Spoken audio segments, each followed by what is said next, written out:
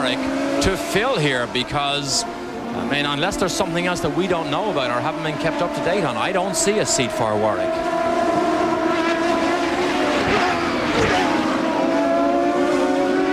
Fight continues. You saw the interval. We move back. There is that group coming through. Al Unser Jr. chased now by Teo Fabi. That's an ongoing battle for 11th place. Rahal climbs the hill. Goodyear right behind him.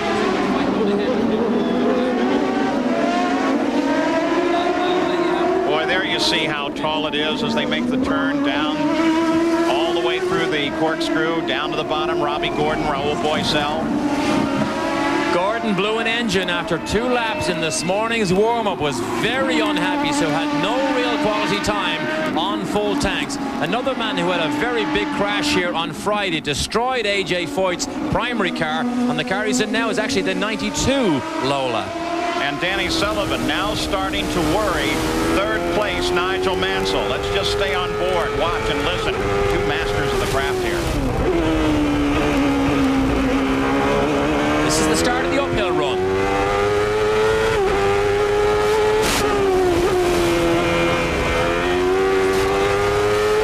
Here's the big climb to the top of the hill. Now the roller coaster ride.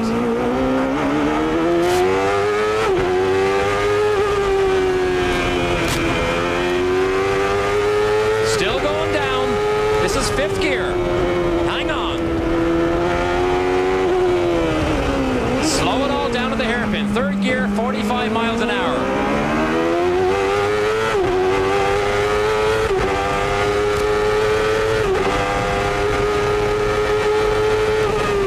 Turn 2. Squeezing every horsepower out of that Chevrolet engine trying to catch Mansell. Oh, he corrects it there. You see, the cars always try and get away from the driver. Sometimes it is a fight.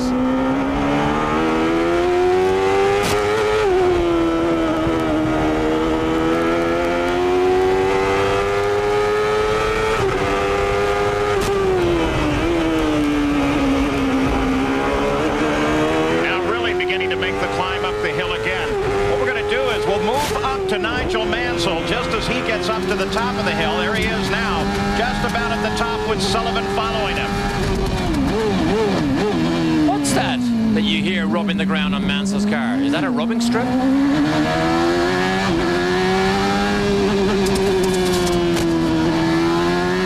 I think it is. I think they run that car so low to the ground, the rubbing blocks. There it is again. You can hear it. Look at Sullivan under braking. Look at this. All the way up onto Mansell's rear wing.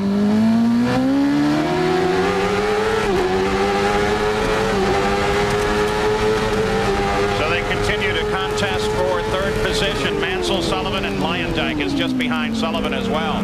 While Paul Tracy and Emerson Fittipaldi continue to pull away. But look at Danny. He is right on top of Nigel now.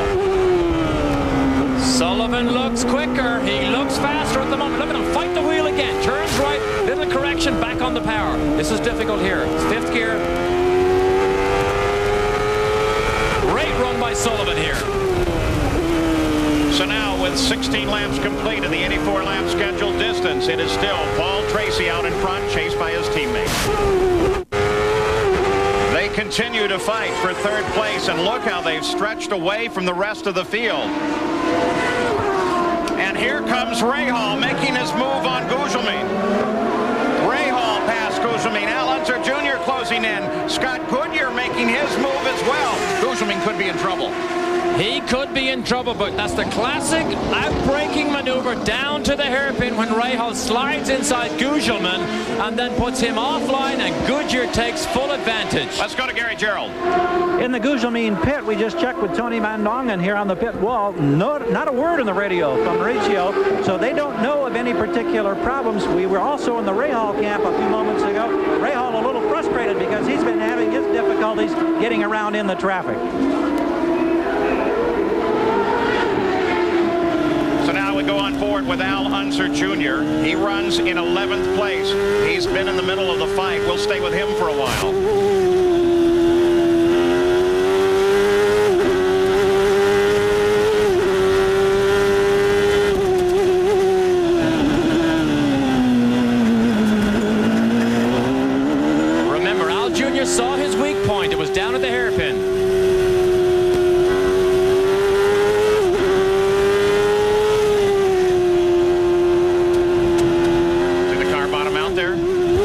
see that smoke. Not close enough. 45 miles an hour, third gear. Here's the blast. Chevrolet versus Ford here.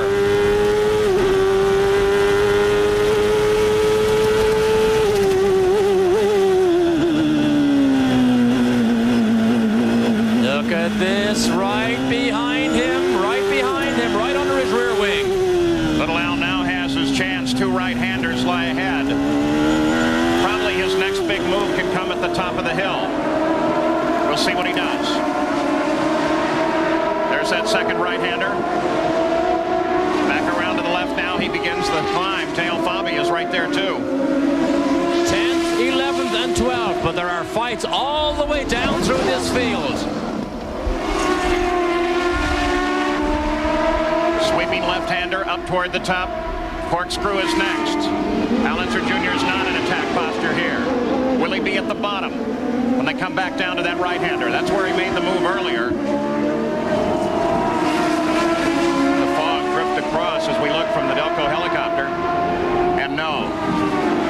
Positions remain the same. They remain static. Now he can get him under braking here if he really jumps on him. He wasn't close enough. In fact, he needs to be closer before he gets into that braking zone. Back on board, the engine screams on the brakes. Hear that almost an over rev as he down changes. Oh, hear the wheel spin from that car. You got to be careful. Oh, look at this. He loses his line, has to back off, make a correction, and Gugelmin, boom, suddenly pulls 2 car lengths. Is the fact that he can close in 2, is that a product of different gearing, the different way that Little Al approaches that corner? What's happening there? His car may be just a little bit more stable under braking than Gugelmin, but that's where it is a little bit more stable. You can see through the corners he actually had some trouble. Gugelmin, you can see him actually bottling as he heads down into turn 2. So perhaps that is just exactly what's causing his problem and allowing Al Unser Jr. to close in. Look at Ari Luyendyk as he's lined up behind Sullivan. Johansson is there as well, but Mansell is just in front of this battle. And look at Luyendyk. He tries a whole different line down the inside, and it works. Luyendyk moves into 4th. After 21 laps of following Danny Sullivan, look at Sullivan has a little poke down the inside. Luyendyk finally finds, or actually makes, enough room as he went through that little kink at turn 1 down the inside. He got a great run off the hairpin. That was a matter of him forcing his nose into position and making room for himself. Now Sullivan is in a battle as well. You saw just a glimpse of the nose of Johansson's car come up on the right. Now he moves to the left. Oh, Johansson stuck his nose down the outside under braking, which is virtually impossible. But all he was doing was telling Sullivan, I'm right here, and I'm going to turn the pressure up. So Sullivan needs to look out when they get to the bottom of the hill and to the left-hander turning onto the pit straight. Jan Beekes, a report on Mansell? Yes, that's right, Paul. He is dropping back a little bit and has radioed in that he's experiencing some understeer. The crew says just hang in there during the pit stops. We can make a tire pressure change and get that car back the way you want it. At the moment, that's why he's dropping back. We're on lap 22. Jan Beekes, where are we going to see those first pit stops? Well, we know for Mansell in particular, that'll be 8 laps from now. On lap 30 is when we'll see him here. So if he can hold that position for 8 laps, the crew is confident with a front tire pressure change, they can get that car back to neutral. So now Danny Sullivan under heavy challenge by Stefan Johansson. We get an opportunity to look back and a replay of that pass of Luyendyk past Danny Sullivan. 21 laps he hung on. But here it is here. Sullivan, or Luyendyk got a great run. Now he squeezes down the inside. In fact, he's in on the pit lane. Gets inside Sullivan. That's it. It's all over. He has the position. Within 2 laps, he has drawn away almost 2.5 seconds from Danny Sullivan. Almost puts you in mind of Nigel Mansell, the way he approaches that corner too, like totally offline. You run down into the corner. You don't really care what the approach is. You just kind of gather it up before the apex. Mansell's lines are definitely different than a lot of other drivers. Jan mentioned understeer earlier. Understeer, of course, is the common international term. Push is the American term. Literally means means you arrive at the corner, turn the steering wheel, and the car just wants to plow or push straight on. It can slow the racing car down quite a bit. Ari Luyendyk now sits in 4th place, chasing Nigel Mansell. Ari is in a good position. He has never finished better than 6th on this course. Spin off the course, and then when he did so, he buried the back wheels. And so now they call for a tow vehicle to come get Willie out of there. He spun the back wheels. They're dug into the sand here, and they're going to need the IndyCar safety team to pull him out. And this is the inside of turn 5. This is turn 4 here, one of the fastest corners on the racetrack. Willie T lost it exiting turn 5, spun to the inside rather than hit anything on the outside. It's interesting, you get this far on in the season and the drivers are so comfortable with the presence of the IndyCar safety team, who are the same people weekend after weekend. Look how close as that vehicle moved around the track. They just drift in and out of them, make them part of the corner, and go right on. This is a great battle here, Paul, because Mansell is losing a little bit of grip, and Luyendyk knows that. He spent 2 laps getting right up behind him. Now the chase really starts. You saw the safety truck off on the left-hand side there. Mansell this weekend has a new front wing on that car. They tried it at Nazareth. It was very successful, and they have found it to be beneficial and better here also. They were very careful about it at Nazareth, though. They're very sensitive to anybody else figuring out exactly what they're doing with the front wing. And, of course, that was their special wing, you may remember, at Nazareth. But they were absolutely believing that they have to make sure that that wing is on the car that they were going to end up in the race with while they were switching back and forth. At the front of the field, it is Paul Tracy. But now Emerson Fittipaldi is closed in to within a second of Tracy. Paul is due for his first stop at any time now. We are on lap number 26 of the 84-lap run. 186 miles, 300 kilometers. Paul Tracy has led from the green flag.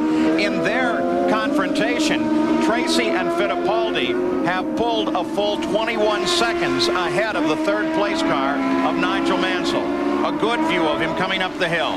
And the cushion over Emerson that Tracy enjoyed, that he built up in the first 7 to 10 laps, has now been eroded away. And fastest man on the racetrack at the moment is Emerson Fittipaldi, just over 1/10 of a second faster than Tracy's fastest lap. Emerson's lap, 72.5. Tracy makes the turn onto the pit road. Separate here, makes the left-hand turn up the pits itself, and Jan Bikas is there. Paul Tracy brings it to a stop, and he is trying to break the streak, Paul, of the last 5 years of a pole sitter winning. He wants to break that streak. We're looking very closely for any chassis changes. We don't see any. They've decided that Emerson Fittipaldi is going to come in 2 laps from now. Paul Tracy has got it at 14.2 seconds. Boy, he must be satisfied with that car. In and out, and he doesn't touch it. He doesn't touch it, which is always a good sign, but the outlap on these cold tires often is the telltale lap. Tracy is spectacular on cold tires. He joins the fray right in front of Mansell. This is for position here. Remember, this is for position on the racetrack. And don't forget Mid-Ohio, no love lost here. Mansell had hoped he could wrap his championship up at Mid-Ohio when he got in contact. And Luyendyk is right in there. He darts around Mansell, and Luyendyk picks up 2nd place. The little confusion of the presence of Tracy, and Luyendyk took advantage of it, and he's there. And now here comes Sullivan. Sullivan tries to poke his nose alongside Mansell. Mansell won't have any of this. Sometimes your opportunity knocks as Luyendyk gets that car sideways. He's now trying to pass Paul Tracy, but Mansell was clearly held up by Tracy, and Luyendyk took the opportunity. Great move. When he is driven, Luyendyk can be an inspired racing driver. You saw it in his win at Nazareth several years ago. Are we seeing it here again today? As he continues his pursuit, Paul Tracy is just ahead of him, and we expect Fittipaldi in the pits at any moment, the leader of the race. It was great from the in-car camera. We saw Luyendyk shoots down the pit lane. He is in the pit lane, but you saw it from the in-car camera of Luyendyk poking his wheel down inside Mansell. Luyendyk makes that turn into the pits. The Ganassi team falls on the car. Johansson comes in as well. One of their strong points has been their pit work. This crew is exceptional. Change of tires.